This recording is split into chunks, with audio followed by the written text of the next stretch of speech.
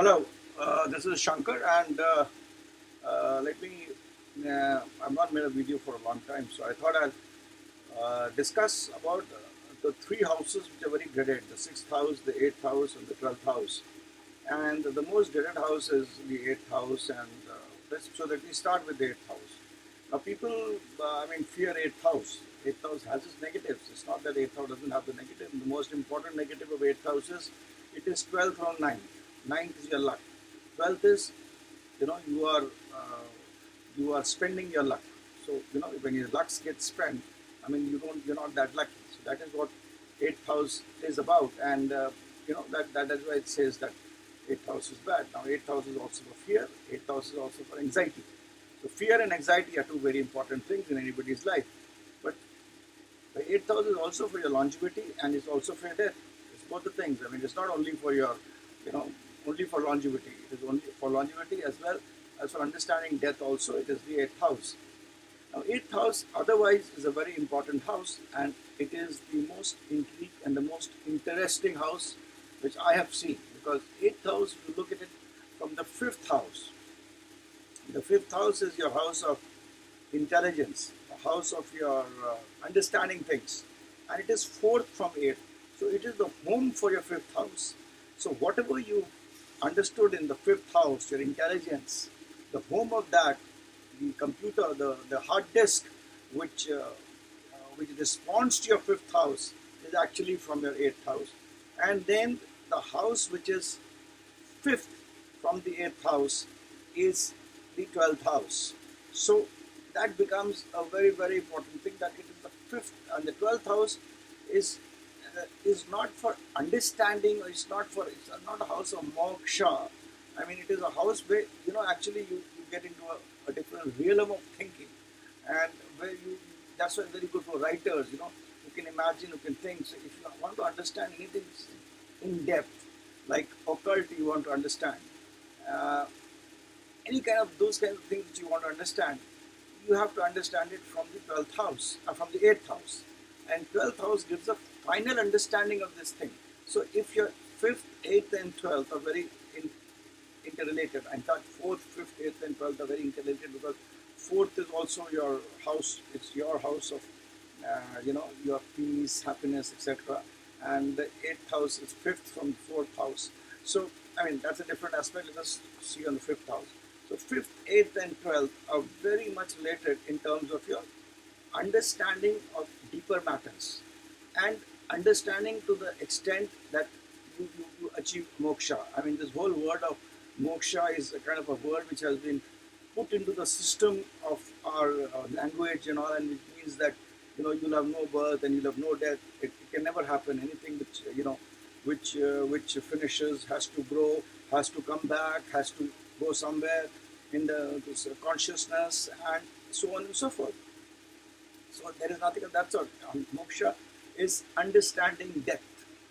If you die in a state where in your eyes and with your intellect you understood what death is, and you welcome death with the word of anything, you can understand it as Ram, you can understand it as Christ, you can understand it as Rahim, anything. You understand it with any language, anything. Any language which is needed, by which you understand it, by which you say it, and that comes in your mouth, you understood death. So understanding death, not fearing death, is the work of the relationship of this trio of 5th, 8th and 12th, and which is very important. And 8th and 12th are extremely important houses. So, you have to understand that 8th house is a house which tells you about the deeper things of life. What are the deeper things? That is occult. And another thing which is important in 8th house is research. No research can happen without a good 8th house. You cannot become a good researcher. You cannot become a good R&D person without the 8th house. What happens else with the 8th house? 8th house rules something which is under the earth. Anything, petroleum, natural gas, iron, ore, material, depending on the planet of the 8th house rules it, or the planet with which the 8th house gets connected. Now, 8th house is also good for your longevity, and they say Saturn is the karak of 8th house, and Saturn in 8th house is very good, because what happens is Saturn delays things. So wherever Saturn is placed, it delays. It delays your death. It increases your longevity. So that is why Saturn is the Karak of, supposed to be the Karak of 8th house, and it does good for the 8th house. So one has to understand 8th house in this kind of things, and please do understand that benefics in 8th house will do good, and even malefics like Saturn will do good. Even a malefic, even a planet like Ketu, which is not a malefic, I consider it to be a very big benefic. Even a planet like Ketu will do good in the 8th house, but one should also remember, and remember this very clearly, that Ketu in 8th house means that you should never tell your plans to anybody, because the day you tell your plans to anybody, you are going to go down the drain. It will not happen, and there will be problems. Otherwise, Ketu is very good in the 8th house. Of course, it may give you some problems with your body. So that is a different thing. But there is no planet which is completely bad. There is no planet which is completely good. There are planets which give you things which you don't give things. So planets, that is the benefic planets, do good. Even a Saturn like natural benefic does good. Even a planet like Buddha does good. So you have to see, it enhances the power of 8th house, which is a planet which can enhance the power of 8th house. And when it is connected to different lords, 8th house gives its other issues. 8th house is also connected with inheritance. It is not connected with quick money, but is connected with inheritance. Without 8th house, you cannot enter the film industry. The film industry is all 8th house, because 8th house is something which is done at the back. And that is what 8th house is all about. Something is done at the back. You have your roles, machine roles, you have computers, you have graphics, you have photography. So something which, like photography, it has a connection with 8th house. Therefore, 8th house becomes very important. And in fact, for being a good actor, 5th, 8th, 12th combination is absolutely important, because 5th house is an important house. Why? For the film industry. It's a different thing, but I'm talking about 8th house and try to connect it with 5th, 8th, and 12th. And one connection I told you, I want to tell you this connection of 5th, 8th, and 12th, which is very good for being in the film industry, because 5th house is the second house from 4th. So 4th house is the house of your people, the masses. So the wealth of the masses is from the 5th house. So when you enter the film industry, you are taking money out of the masses. So that is the wealth of the masses. The wealth of the masses with this secretive thing and imagination, because all the people who go for seeing a movie and all those who act have to have this imaginative tendency and have to have a thing which they can go beyond. It should be a thought process which is very good. Of course, the 12th house depends on which planets are there, so it depends on what will you become. But this 5th, 8th, and 12th is very important if you are into any connection in the film industry, let it be photography, let it be acting, let it be anything, which is very important. So that is how it is. However, 5th, 8th, and 12th kind of a relationship may not be good for service matters, because 5th house is 12th to 6th, right? 8th house is 12th to 9th, and 12th is 12th to 1st house. So, you can lose your job, you may not be lucky, and you may not do efforts. So, if all these things happen together, then it's not good for those who are in service. I mean, if only these three planets come into play in your Dasha Bhukti, or, in some kind of a form and some kind of a relationship. But that's a different thing. That is not my scope of discussion today. So I was telling you about 8th house. So 8th house is a good house. It talks about research, it's your longevity, it is about things which are under the earth, it is things which you cannot see. It is a thing for your understanding knowledge. So that is how the 8th house is very important. Malefics do well, and the benefics also do well, but you have to see which benefic is there. What is the strength of the benefic? What is it related to? Those kinds of things you have to see. Now, when I come to the 6th house is connected to enemies, diseases, and deaths. These are three things it looks after. Now, here what happens is in 6th house, the most important thing one has to understand is that a malefic does well, like a Saturn does well.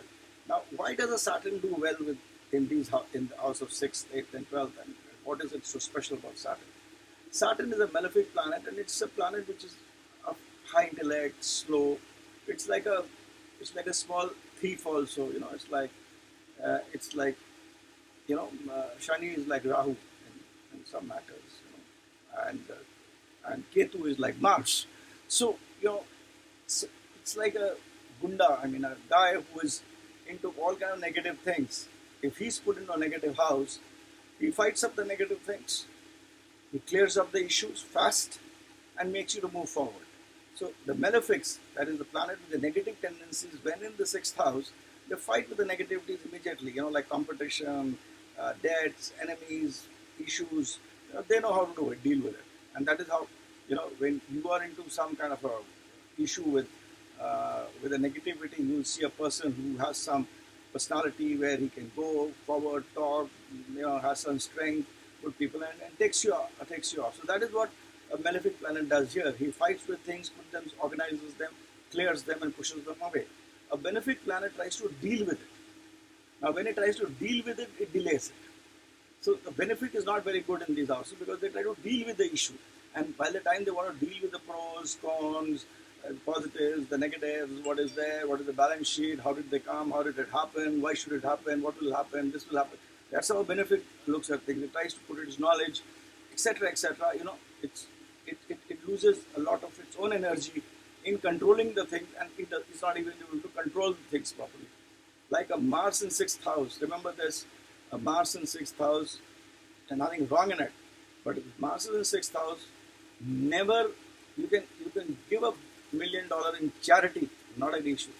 But never give money even to your own brother or to anybody else, because whomsoever you will give the money will turn against you. That I have seen it as a very particular thing with Mars in sixth house. So it is never good to give money. Give it as charity, very good. But never give udhar. Never give it as a debt that it is to be repaid back. It will never get repaid. What's the logic? That I can tell you later. It's got a whole theory behind it. But remember this. You see Mars in sixth house or anybody. That's important. Now the 12th house is the house which is a neutral house. The second house and the 12th house are neutral houses. They have no, actually they are neither benefic houses nor benefic houses, and they behave depending on the planet which is there. Because if in a house you have gains and you have expenses. The expenses are only possible when you have money. It is only when you get money. So you have to see the 11th house, and 12th house is second to 11th. 12th house is 12th and 11th are second and 12th to each other. So you have to understand these two houses very properly. 11th house is gain and 12th house is how you spend the money. So a person who's got the thing to spend money can only come if he gains money. Otherwise, spending will not happen, right? Of course, there are issues of businessmen where they are in debts, but they're making money, but they're spending money. More of businessmen, you will see 6th and 12th and 8th all getting connected to each other, because 8th is also something to do with structured finance, money which you cannot see, paper finance, which is very important, like bonds, yields, papers, that all comes from 8th house. So these houses are very important in case of businessmen. So today, big industries and big businessmen will have these houses because it is important for them for doing business today. So 12th house is the house which deals with this, it deals with foreign countries, it deals with so many other things in terms of, it also, it is a very important house for the 10th house. It is the Parakram Bhav for the 10th house. So yeah, it's a house which has got a multifaceted activities, and whichever planet which is there is placed there doesn't automatically get weak because it is in 12th house. You have to see which planet is there. Like Venus in 12th never does bad. It will be good for, and not good for marriage, but it will not be good for it will be good for wealth. So you should understand 12th house will be good for wealth and bhog. Bhog does not mean the bhog has to come only from marriage. You may not have a good marital life, and mostly I've seen people having Venus in 12th house do not have a good marital life. But bhog ki koi kami nahi hai. Bhog is there. So that's what any planet which is there has, increases its kartatva value. Like any planet which is there in 12th house increases its kartatva value. And what happens is when the planets are in 12th house, 6th house, 8th house, each planet is made, especially when I'm talking about 12th house, each planet is made of some kind of tattva you have in your body. I mean, there is a particular, everything denotes some particular thing in your body, like assuming moon. Moon denotes the liquid which is flowing into your blood. However, blood circulation is in Mars. So what happens when moon is in 12th house? There would be some kind of you'll have thyroid problem, okay, or you could have some other issues. Uh, Moon denotes mind, so your mind may not be, at peace. Moon very weak may, give you a bad sleeping pattern or may not get you good sleep. So you have to see which planet is there and which is the element, which is the tattva it actually which it actually is dealing with. It is that tattva, it is that particular salt gets reduced, because there is nothing as planets affecting you. These planets create a kind of certain elements, and when we are born, then those elements in a broader way and in a small way affect you. I mean, there is a sukshma and there is a broader thing. That your chart is a broader thing. Then your D60 chart will give you great details of what is the inside of the nucleus, and then you have to see how much is your karma, what you are doing to change your karmas. I mean, it could be raining, but putting a kind of umbrella when it is raining is all depending on you. So that putting of that umbrella while it is raining is your karma, and that putting of the umbrella will save you from the rain. So that is your karma. You have to see that. So 12th house, what it does, it is reduces the salts which are there in your body, creates a problem there, and that you have to fulfill, and you have to see what is it. A lot of 12th in 12th is very good. It will make you fulfill all your desires at some point of time. So you have to see that what are the planets there, how they are affecting, and what they do. So that is what is my take on these three houses. They are not bad houses. They are neither good houses. They are not excellent houses. They are houses like other houses. And they have certain properties which are very important to us. Just because they talk about certain things which we feel are negative, we have said that they are negative houses. But each negative has a positive standing in front of it. And if these houses are to be dealt in a very good way. And these are the houses which also help you to make your destiny. Because until you don't work hard, until you don't fail, you don't succeed. And these are the houses which actually, in some times of life, make you to work hard, make you to fail, and then you feel successful. So these houses are very important in anybody's horoscope. In the present context of Desh Kal Patra, today's, these are also extremely important, because one has to deal with debts, one has to deal with diseases, one has to deal with under the earth kind of things, knowledge.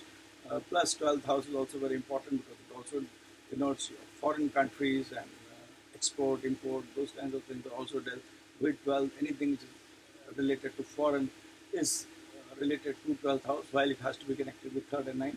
But those are different aspects. So please don't be afraid of these houses. See the houses, analyze them properly, see the planets there, see the lordship of the planets, and then you come to conclusions on how they behave. And again, I tell you, benefics, malefics in there is good, but benefics with those malefics will do better. And any 6th, 8th, 12th house related to a benefic planet adds to the value of the house, because it reduces the propensity of it to do. The propensity of the pain is reduced if it has to impact you. So that's how you have to see at these houses. Don't be afraid of these houses.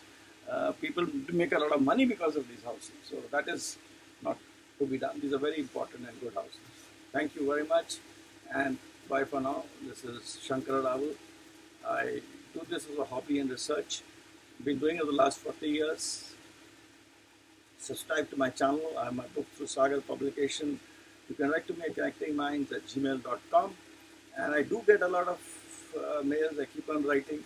I keep on replying. But the only thing is that most of the mails of the men which come is about job, and they want to leave their job. They want to get another job.